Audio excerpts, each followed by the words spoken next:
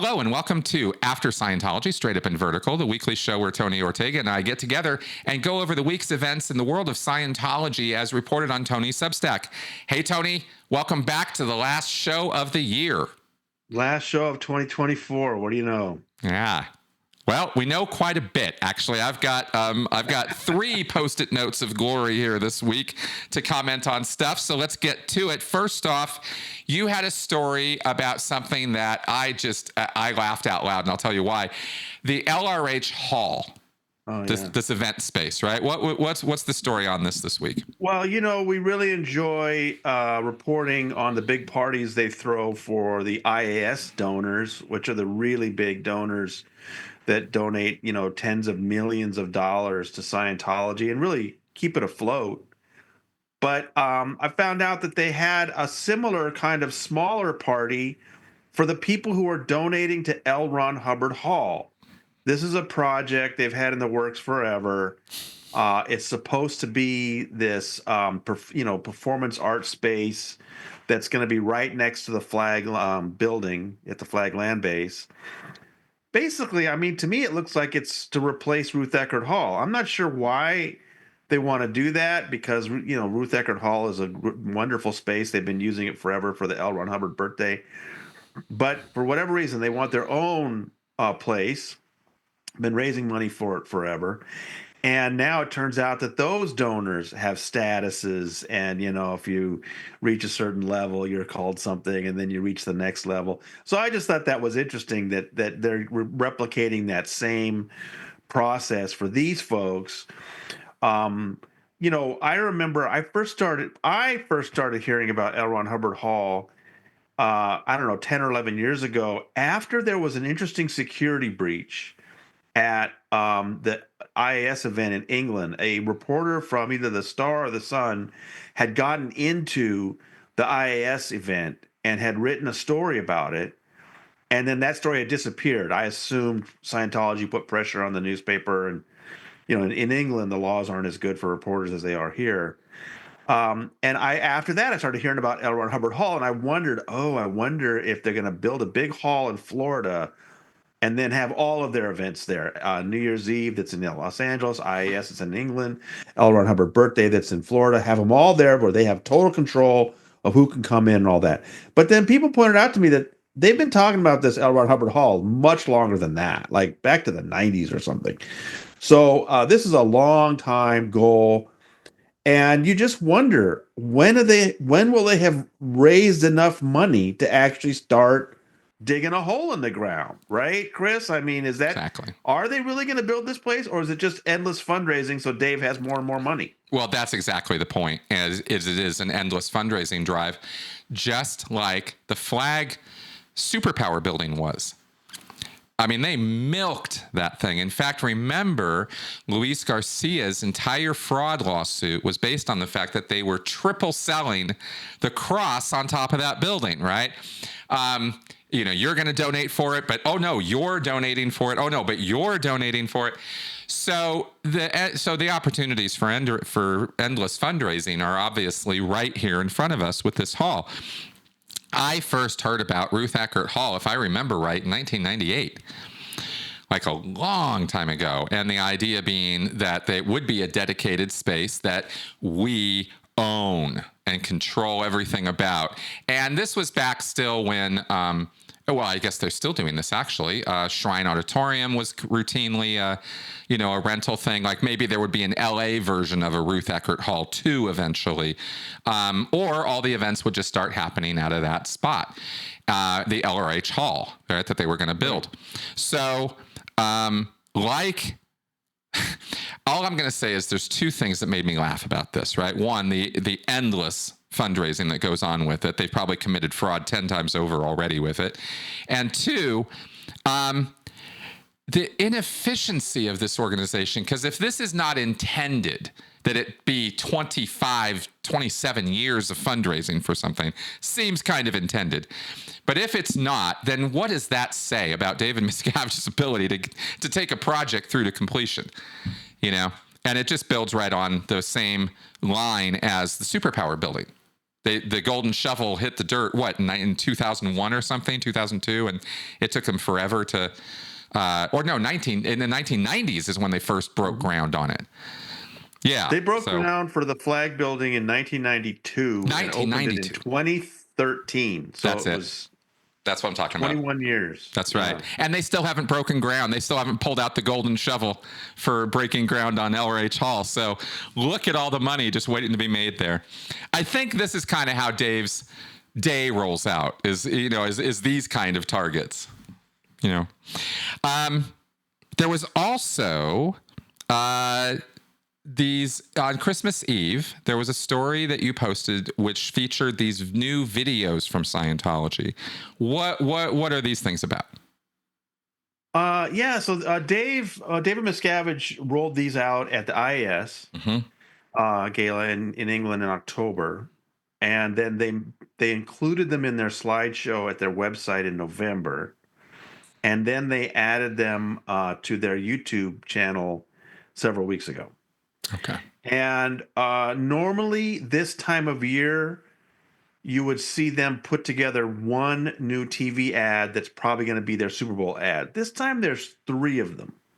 Now, 2 of them are in the usual style that Dave has for the Super Bowl, which is this narrator's voice, kind of like producing this mystery about, have you ever wondered about yourself, what your potential is, and then they show these young people doing extreme sports and then looking up at the sky like, ooh, what's coming? Something's coming. And it's all this, atmospheric thing. Now, the one of them called Our Church is very much in the style of all the past years. Then there's another one called Our Movement, which is like that, but it focuses more on the front groups, like the Volunteer Ministers and Drug Free World, and Way to Happiness Foundation, etc. So that one's more about the outreach they've done, but they're both still in the style that we're used to. The third one's very different. I give them credit. It's more clever. It's these young people, not necessarily young and old, looking at the camera and saying, yeah, I get that all the time. People can't believe it when I tell them. And what is it they're talking about? At the very end, they reveal they're talking about the fact that they're Scientologists. Right. It's clever. It's creative. It sort of takes on the criticism and spins it. I give them credit for a clever ad. Now, which of the 3 is going to end up being the Super Bowl ad, or is there another one altogether? I don't know yet. But so I was posting one of those. And then there was also some other videos for that day. Janice and Mark were nice enough to have me on their channel, and so I posted that video because they had just released it, and some other things as well. But what were your thoughts on that new campaign with those new ads? Yeah, I have a few. First off, one of the videos, not the one you mentioned, the different one, but one of the 2 first ones, was some sort of, glowing diatribe to Miscavige as well or something in there. And there was this line in there that I watched. Oh, well, yes, but let me just explain the one you're talking about. Yeah. The one you're so another video that I posted was not. You're talking about one that's not one of these 3 new. Sorry, television. That's right. Also, what happened when I went to the YouTube channel, Scientology's YouTube channel, to grab those 3 new ones to embed them, I noticed, they keep migrating videos from the davidmiscavige.org website. This is a website that it just solely focuses on praising David Miscavige as the ecclesiastical leader of Scientology. And it's got all these videos from various Scientologists just sucking up to him in the most disgusting way. And then I guess gradually they've been migrating those to their YouTube channel. I haven't really been paying too much attention to that. But one of the ones they put on their YouTube channel about a month ago was with Kanan Feshbach. And there's a little history at the underground bunker about why we find her an interesting person. But basically, she's one of these wealthy donor publics extolling the virtues of David Miscavige, and I think that's what you saw, and that you had some comments on. I did, yeah, and about the ad video as well for the Super Bowl thing. But on this one specifically, I did have something to say because I'm not familiar with that history with her, at least not off the top of my head. But watching her, it's no surprise to me at all that this is a high-level Scientology donor. I mean, I saw her name, and it's a famous name in Scientology. And that's the kind of, if you watch the video, this sort of rapturous, worshipful sort of, demeaning attitude to Miscavige is, it's just kind of throughout all these videos. He's the best, greatest, most amazing, most wonderful man ever. It really does come off so over the top. But there was a specific thing that Scientologists, I'm sure, glom onto, which is this, you can't discriminate against me. David Miscavige is ensuring our religious freedom so we can no longer be discriminated against. And I have to ask myself, in all the years of criticism and work that we've done against Scientology, have you ever once seen a company or group discriminate against Scientologists the way they're inferring here? I've never heard of anybody not able to get a wedding cake because they were Scientologists, or anybody not able to get into a movie because they were Scientologists. There's no discrimination going on. What there is criticism. And it's very, very sick, I think, for groups like Scientology to take the word discrimination, which is a very real problem in this world against certain minority groups, and try to take that and claim that that's what's happening to them because they get criticized. I had to comment on that. I don't know. Do you remember anything like real discrimination? No, but I against mean Scientologists? that's their go-to always is they just cry bigotry. Absolutely. Because they're pushing buttons. They know that among people who don't really know much about them, if they're told there are bigots attacking our church, wham, that's like, oh, that's terrible. Right. People just assume that's just awful. There's a long history of that. You can't have that. And then you have to explain to them, well, they call themselves a church, and we're not criticizing them for that. We're criticizing them because they force young women to have abortions. They rip apart families. They extort old people. These are things worth criticizing, and it's not bigotry to point it out. So, they just use this very simple little accusation that we're being discriminated against, that there's bigotry labeled as, because they know that the people who don't know much about Scientology will have an automatic reaction to that, and that's what they're looking for. Absolutely, and you're absolutely right. Unfortunately, it has worked, and people really, I wish they were a little more willing to fact check groups like this. The other thing I wanted to say is I agree with you that they are trying a new approach with this, what you didn't know, what? Winnie Landry is the name of the actress who is kind of the front of that, the main person in that ad. They feature 20 people, but she's the one who starts it and finishes it, and she's an actress. In fact, she was in a Bud Light Super Bowl ad last year. So maybe she'll be in 2 Super Bowl ad years in a row if that one makes the game. But she's a working actress. And then I don't know about the others. I didn't look them up, but I think they use real Scientologists this time rather than paid actors. Right. They probably are a little sensitive to the fact that you've been publishing all the ads for actors that they put out. I will just say my thoughts about that ad are that you're absolutely right. It's a different direction, a new look for them, but it's not going to work because they're not. I believe it's not going to work because it is not addressing the controversy anywhere near bluntly enough. And people are going to look at that and go, oh, God, I just got creeped out by Scientology again. I think that's going to be the reaction when they hit that punchline at the end, right? God damn it, Scientology, you dragged me in again, you fucking, I think it's going to be that kind of a reaction if they play it at Super Bowl. But if we go with the premise that these ads are really for existing Scientologists, it's perfect. Oh, yeah. Perfect. It makes them feel good about what what they go through. That's right. It's completely normal what I'm doing. Right. And that's that they really want to feel that way because they kind of know it's not. Okay, I can speak from personal experience. All right, now there was continue. I guess where's the Shelly Miscavige story, Christmas Day. Do you want to comment on this at all, real fast? Well, this is what, every Christmas, 5 years ago, I just had this thought. Shelly Miscavige has been kept up at that CST headquarters near Lake Arrowhead all these years. No longer gets to see her sisters or any of their family anymore. Does she even know it's Christmas? Of course, I'm playing off of that, That's right. song title from the 80s.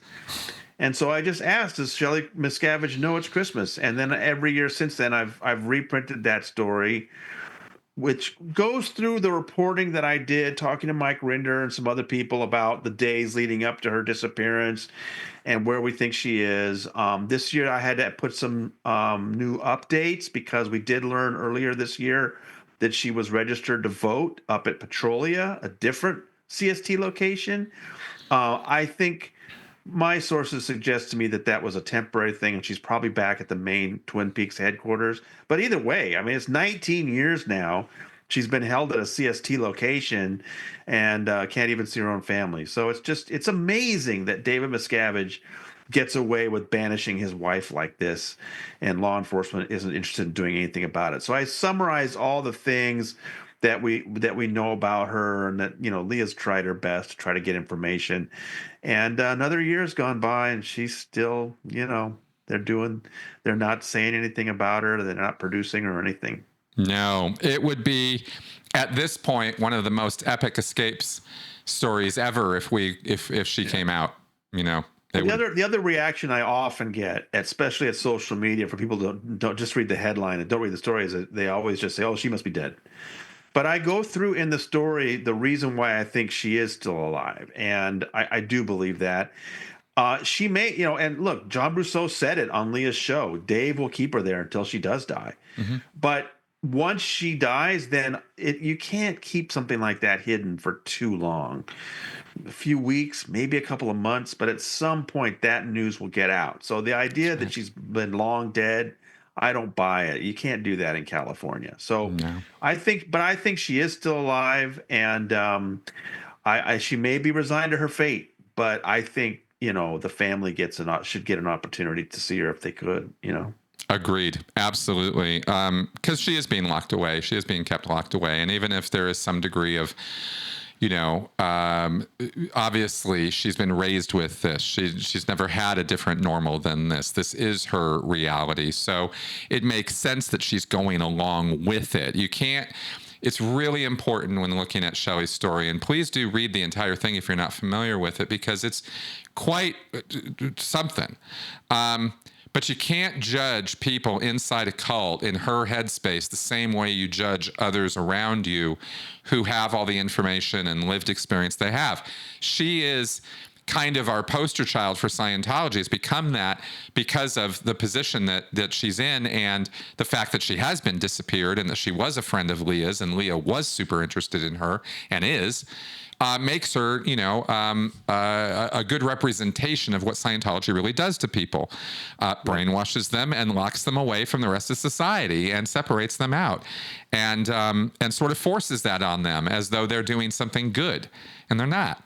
So it's really it's a good encapsulation of the entire Scientology problem, right, in one person. So. And let me just say, as kind of a flip to that, you mentioned the word brainwashing, and some people bristle at that, and I understand why.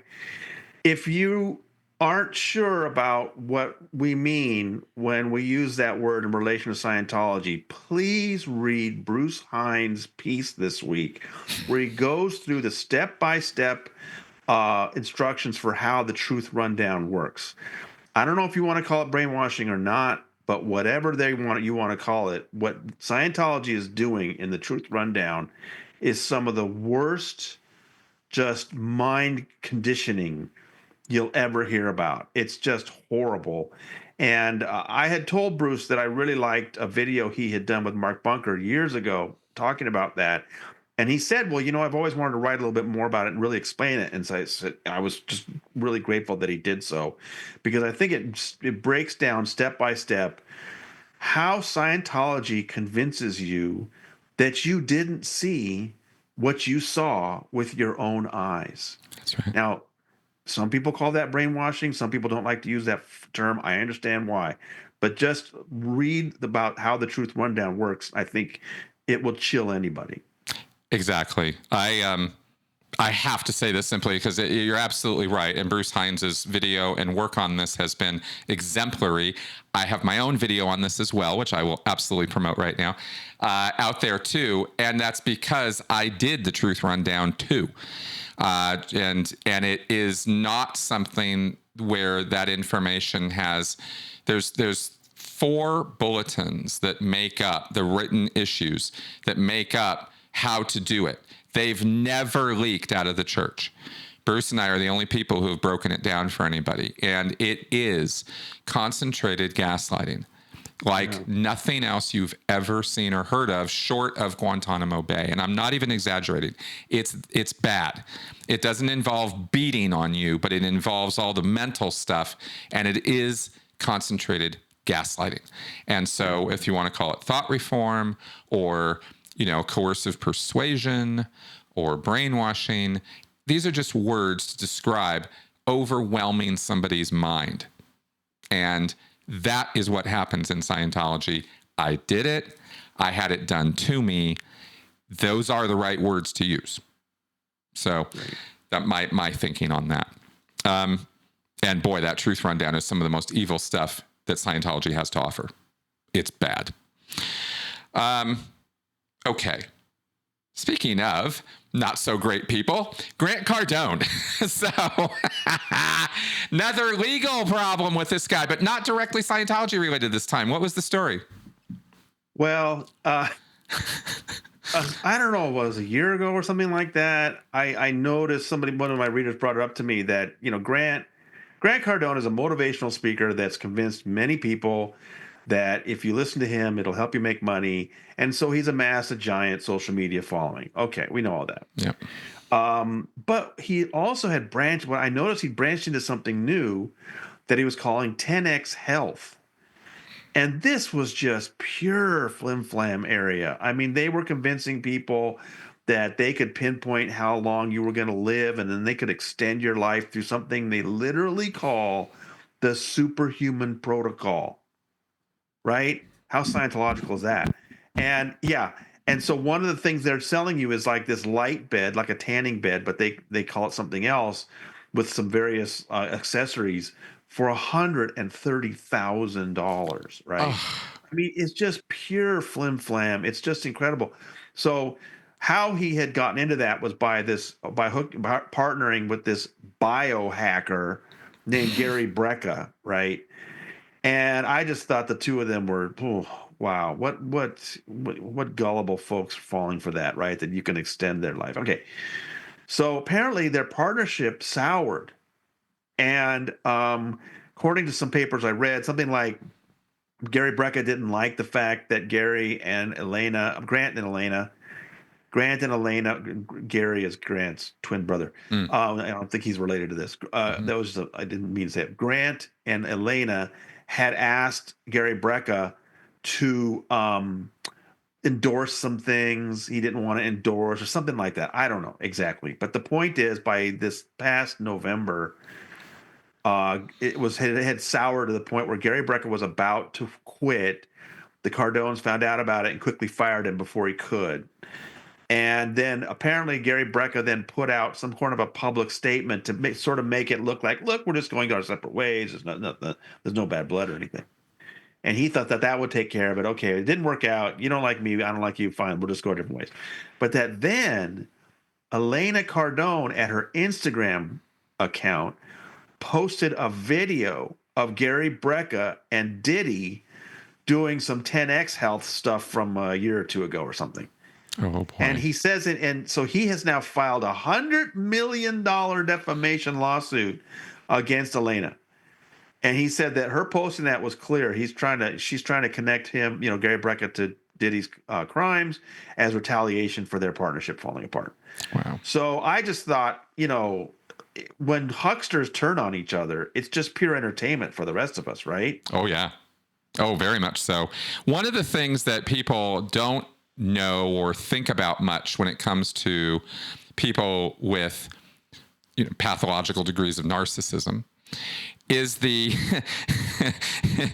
and I'm not a clinician, okay? I'm just sort of throwing some opinions around here right now, but the path, the trail of broken relationships behind them, because it's not obvious. You don't see those. Yeah. And Grant Cardone and Elena are kind of poster children for that. They mess up relationships all the time. And when they go bad, they go legal. And he's involved in a couple of those things at this point now. Because we were just reporting on another one a couple weeks ago, right? Right. Well, I went through Gary Brecka's lawsuit. I didn't see anything that would have anything to do with the Cardones and Scientology. Right. But I will keep an eye on it. It'll probably get settled before they get to depositions. But if depositions get done, things could get interesting, Very. Yeah, very. Especially because Grant is a winner-take-all attitude, right? He's very much, I described him the other day as...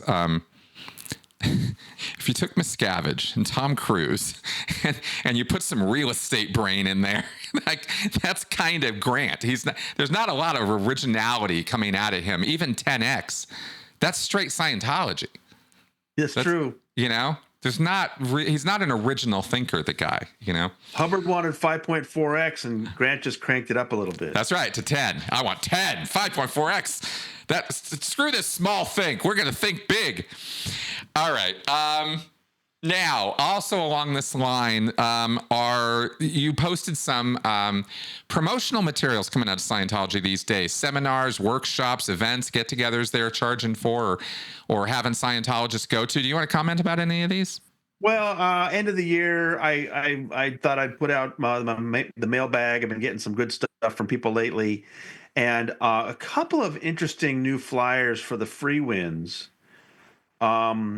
Large images, lots of description about what's going on in these conventions at the free wins, which is Scientology's floating cathedral in the Caribbean. And to me, I don't know, it looked like look, the point of the free wins, the reason why they bought this ship and why they spend so much money keeping it going is they want there to be this culminating experience for people getting to the top of the bridge to total freedom and doing OT8. You can only do OT8 on the ship. Yep. However, apparently there's just not enough people going out there for OT8. They need more people to go to make enough money to keep that ship going. So years and years ago, they started opening it up to all Scientologists that might want to go for a PR convention or a prosperity convention. And, you go there for a week, you spend all kinds of money, and that helps the ship going. So these are some more they look newer to me, this human evaluation convention or something. Yeah. I mean, they're just trying to find ways to get Scientologists to go back out there and float around for a week. But you were saying that these actually look very familiar. Oh, so familiar. I had to laugh. I really did laugh out loud when I opened up the article and read it this week, because I got to tell you, these posters for the promotion of these things, whether it's the chart of human evaluation and tone scale seminars, or whether it's the role of the artist in our society, and they're really big on, pushing the arts, or whether it's the money convention and here's how to make all the money. I feel like, for me, these flyers and promotional pieces, the only thing that's changed in the last 20 years is the trademark date at the bottom. I mean, they are the same buttons being pushed for the same reasons with the same Scientologists, maybe new crew of Scientology, new generation or something, but it's the same stuff. And it almost took me aback a little bit, because I was like, where's the new? Isn't there anything new they have to offer?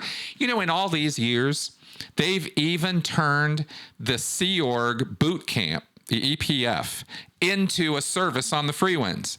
Right. Called their leadership course, right? Leadership course, right. I mean, it's the Sea Org EPF. They just run them around the ship doing ship stuff, and they call it a leadership seminar and charge them thousands of dollars for it. I'm just wondering when there's going to be anything, new coming out of this crew. So that was my thinking on that as far as the workshops and stuff. It's the same old song and dance. Now, one thing that I did also, that you also reported on this week that I thought was really interesting was Shane Johnson. Yes. So, the first Super Bowl ad was in 2013, and every year they've had these ads. And I always wanted to point out to people, they do, you see this, $6 million for 30 seconds. How can Scientology afford that? They do not buy the national ad spots. They have never bought a national ad spot in a Super Bowl. In a 3-hour Super Bowl broadcast, and 6 hours when you add the pregame and everything, there are a few slots for the local station to sell to a local advertiser. Yep. That's what Dave buys. So that's why when you're watching the Super Bowl, you'll see all of a sudden tweets come from people in Washington because they've seen it, people tweeting in LA, people tweeting in New York, but the rest of the country doesn't see them because they're not national ads. Okay, so they don't cost quite that much, but I'm sure they're still expensive. All right, so since 2013, same formula. They use this very nice stock film footage of like spaceship. I mean, like the International Space Station, and extreme sports, and just young, hip, very diverse people doing things with this narrator. And this narrator is always talking about, have you wondered about your life and the mysteries of the world and all that. And I've always wondered, who is that guy? Because it's the same guy every single year. You can tell it's the same exact voice. Yeah. And he's good at it. He's good. Well, this year, like I said, they put out 3 new ads this time. 2 of them were in that style. And again, I'm wondering, why don't we know who this is? This is driving me crazy. And then it dawned on me that there is a person who would know who that is, and that's Mitch Brisker. Mitch had left Scientology only a few years ago, so long after the Super Bowl ads had started. He was literally the film director for Scientology films. He would know who the narrator is. So I emailed him and said, hey, Mitch, who is this guy? And he immediately emailed me back, Shane Johnson. And he then filled me in and said that he had given Shane his first job working at Scientology films, and got him doing voiceover, and that Shane had done a couple of Scientology courses, but it didn't take, and he never identified as a Scientologist. And I hadn't heard the name, but that's on me. It turns out he's a very successful actor.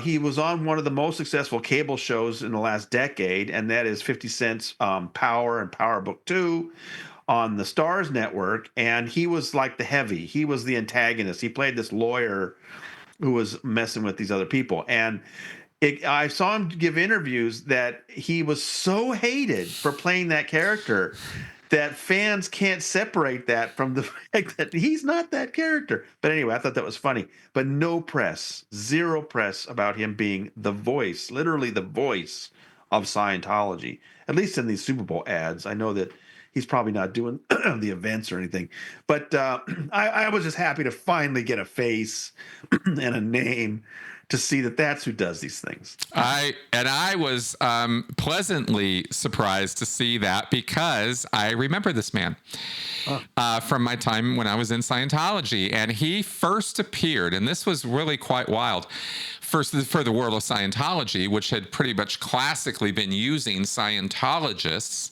as actors for their promotional properties and for their internal training materials, specifically these things called the technical training films, which were originally made by L. Ron Hubbard and have since been remade, 3 or 4 different times.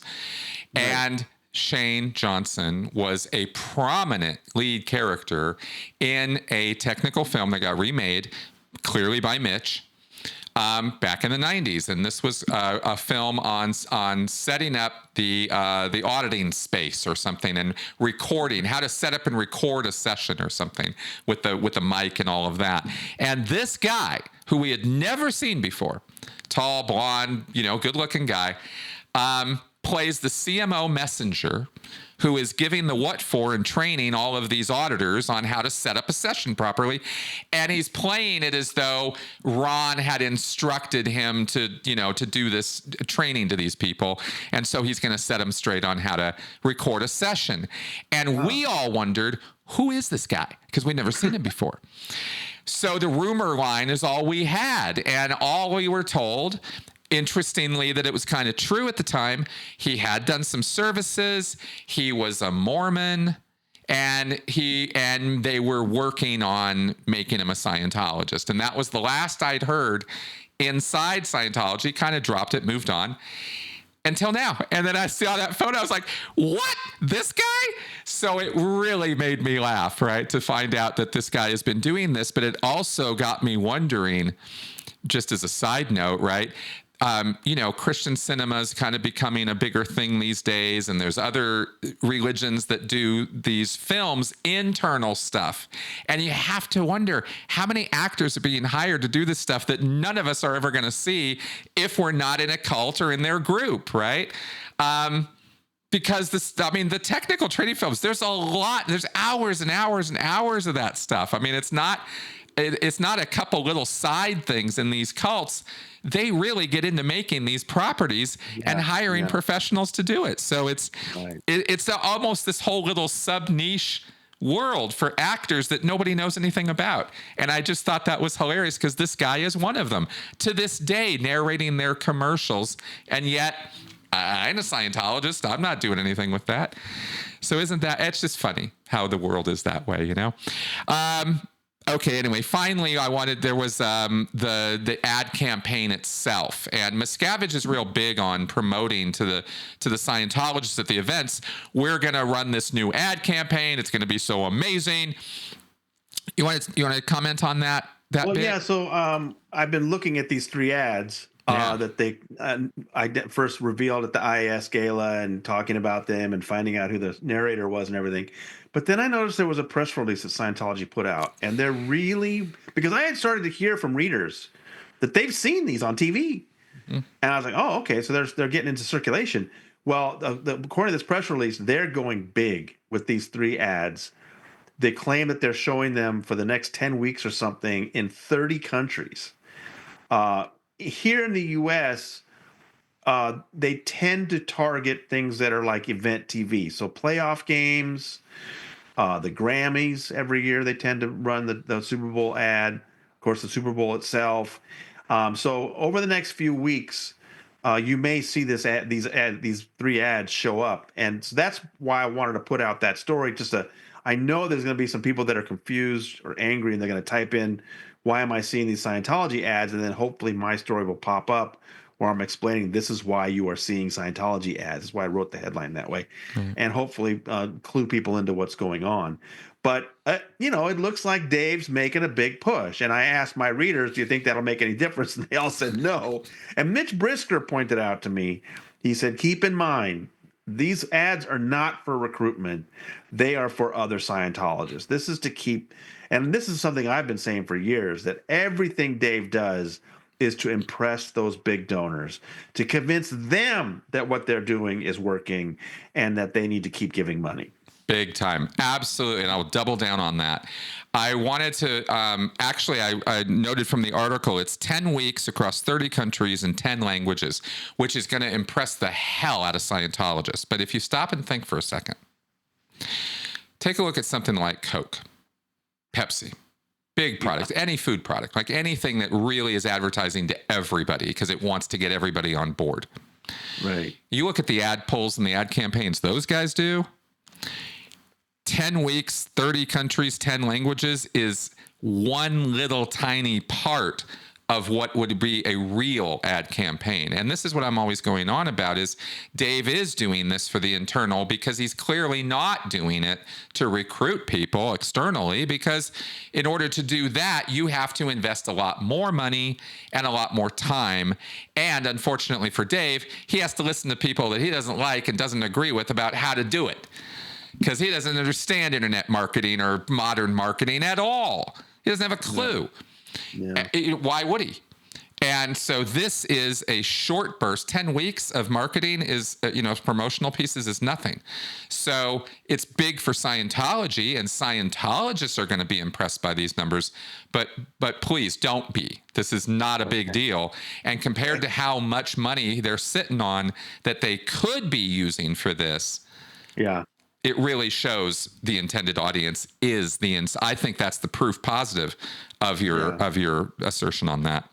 Right. So there we go for this week. And this is our wrap up for 24. That's right. Any thoughts on 24 or moving into 25 as far as what you think we're looking forward to? Personally, I've had a very good year personally. Last year I had some challenges. I had surgery. This year's been a very good health year for me. I've done some really fun stories, really enjoyed the engagement from my readers. The readership numbers have been great. I got to tell you, I'm going into 2025 thinking there are going to be a lot of great litigation stories for me to cover. I think these lawsuits are going to get going a little bit more rapidly than they have in the past. But I'm not optimistic about the government doing anything about Scientology for a while. So it's going to be tough, because I think about the families that are ripped apart. I think about the people that have tried to sue and run into so much trouble.